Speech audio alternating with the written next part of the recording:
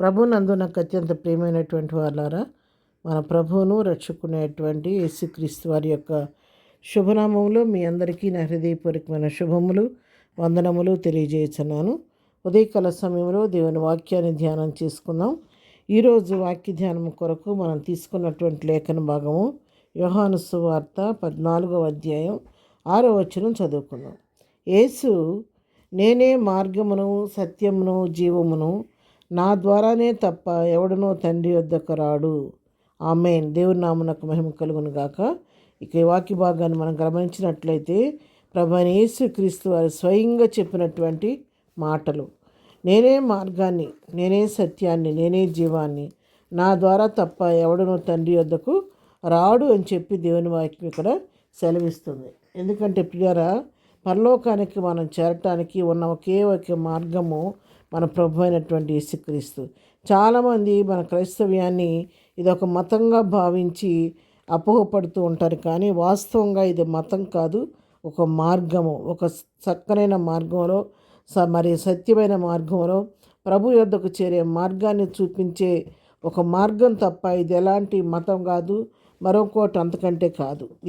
యేసు ఆ మార్గం ఎవరంటే మన ప్రభు అయినటువంటి యేసుక్రీస్తు మాత్రమే.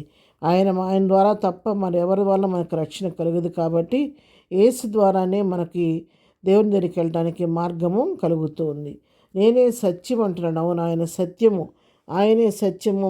మరి దేవుని వాక్యమే ఆది అందు వాక్యం ఉండేను, వాక్యం దేవుని యొద్ద ఉండేను, వాక్యము దేవుడై ఉండేను అని చెప్తుంది. వాక్యము సత్యము, ఆ సత్యము మన ప్రభువే. కాబట్టి ఆయన కృపాసత్య సంపూర్ణుడిగా యోహాను సువార్త 1వ అధ్యాయం 14వ వచనం చూస్తే, ఆ వాక్యము శరీరధారి అయి కృపాసత్య సంపూర్ణుడిగా మన మధ్య నివసించెను. తండ్రి వలన కలిగిన అద్వితీయ కుమారుని మహిమ వలె ఆయన మహిమను కనుగొంటిమి. దేవుని నామన మహిమ కలుగును గాక.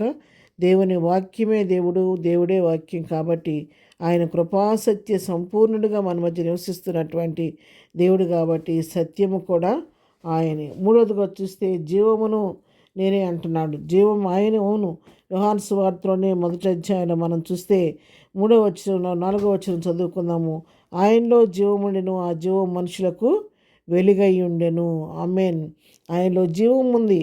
మనం ఈ లోకంలో ఈ రోజున మనం మనగలుగుతున్నాము, చెల్లిస్తున్నామంటే ఆ దినాన ప్రభు సర్వసృష్టిని నోటి మాటతో చేశాడు. కానీ మన నరులమైన మనలనైతే తన స్వరూపంలో తన పోలిక చొప్పున చేసి మన నరుని యొక్క నాసికారంధ్రాల్లో ఆయనలో ఉన్న జీవము వాళ్ళ ఊదినందువలన మనుషుడు జీవించు ప్రాణి అయ్యాడు. మనలో ఉన్న జీవం ప్రభువుదే. ఆయన జీవాన్ని మనలో ఇప్పటికీ పనిచేస్తుంది. కాబట్టి ఆయనలో జీవం ఉంది. ఆ జీవమే మనల్ని బ్రతికిస్తూ ఉంది. అంతేకాదు, ఈ లోకంలో ఆయన సంచరించినప్పుడు అనేక మంది చనిపోయిన వారిని మృతులను సైతము సజీవులుగా లేపిన దేవుడు మన దేవుడు. కాబట్టి ఆయన మార్గం ఆయనే, సత్యం ఆయనే, జీవం ఆయనే.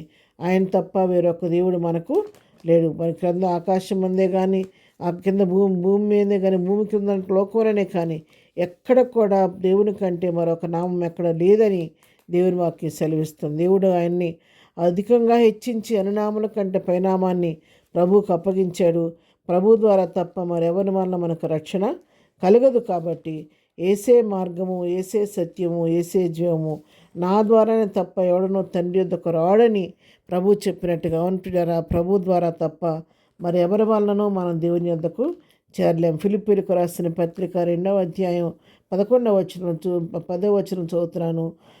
పరలోకమందు ఉన్న వారిలో కానీ, భూమి మీద ఉన్నవారిలో కానీ, భూమి క్రింద ఉన్నవారిలో కానీ ప్రతివారి మోకాలను యేసు నామమున వంగునట్లును, ప్రతివారి నాలుకయు తండ్రి అనే దేవుని మహిమార్థమై యేసుక్రీస్తు ప్రభువును ఒప్పుకున్నట్లును దేవుడు ఆయన అధికముగా హెచ్చించి ప్రతినామమునకు పైనామమున ఆయనకు అనుగ్రహించెను. దేవుడు అధికంగా హెచ్చించి అన్నామనకని పైనామం పెట్టాడు. యేసు నామములోనే మనకు రక్షణ, యేసు ద్వారానే మనకు రక్షణ. యేసే రక్షణ కారణభూతుడు. మన నిరీక్షణకు ఆధారం ఆయనే, మన నమ్ముకొనిదన సహాయకుడు ఆయనే. ఆయనే ద్వారము, ఆయనే సత్యము, ఆయనే జీవం. కాబట్టి ఉదయకాలం పునరుద్ధాన దినాన దేవుని వాక్యం మన దగ్గరికి వస్తుండగా మనం ద్వారమైనటువంటి సత్యమైన జీవమైన క్రీస్తుని వెంబడించి ఆ నిత్యరాజ్యానికి వారసులు కావాలని ప్రభు పిలుస్తుండగా ఆ పిలుపుకు లోబడదాము. ప్రార్థన. ప్రేమగానే తండ్రి, పరిశుద్ధురాని పాదముల కొందనాలు.